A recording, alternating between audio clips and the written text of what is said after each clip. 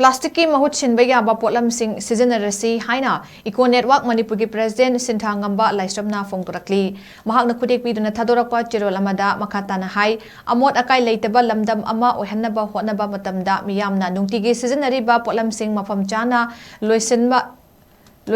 ECONETWORK MANIPUR na lepa leitana hotnari aikhoi khudingmakna sijinnaba loidaba Potlamsing segregate mapung fana tawraga mafam chana thamsi aduga Kanaba Hiramda Sinjinnarashi Loinana Manipur Pollution Control Board Mahut Directorate of Environment and Climate Change Amadi Atai Mari Lainaba Lengaki Loisang Singna Environment Kanaba Luna na Lainaba Paikatliba Tabak Thoram Singda Aikoi Kudimak Saruk Yaminasi Haina Phongdorakli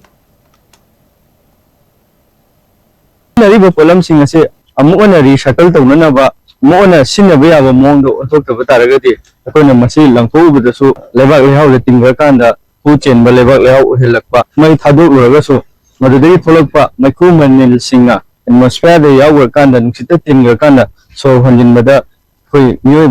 yamna kiningai oiba leina kya ama polakpa masina maram oraga leiriba malem ase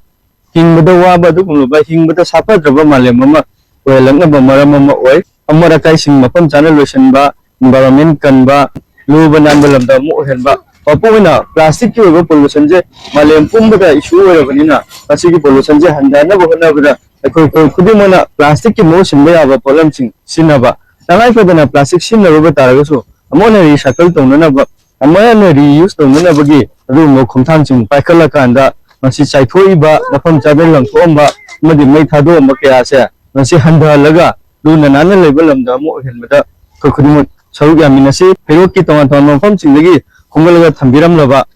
plastic ki Potlamsing ase asok resna amuk akoi kg da olaga paisa piraga dumane lebi bani kunba miyo singsu paisa phangbagi nungaijaba masina kulluba adagi siumba sit sengubada awaba leramba mayam paisa phangmada amaina kauthokchei aduga masina maram orakanda amot pasing ase value leba pot amono odhorobanina koi hanadi pangol hundomba pangol langthomadu hujiki khomjinna bagi phongnaruba naidana Topirakuna maram oraga Saithomba langthomba amadi masalhanba handhanbada duki mateng oi